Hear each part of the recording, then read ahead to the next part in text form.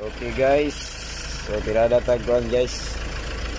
Hyundai Frontier is yellow power, kurog-kurog ang kahimtang. So sa atong bike-scan ang nakita nasa problema sa commoner sensor. Ay,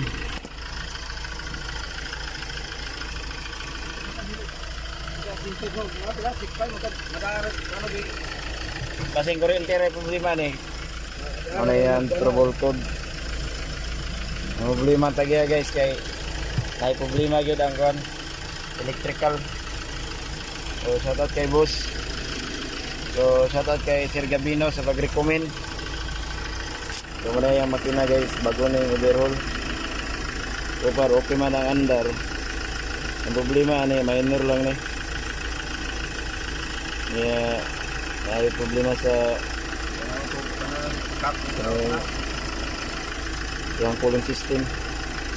Yung problema kaya yung problema radiator cap. So magilis ta ni. So yung buljoin nasa problema sa belt chassis. So anong kemtang guys, nagka-PO to shop guys. So bagong customer ito ni. Alright, all good sila ron.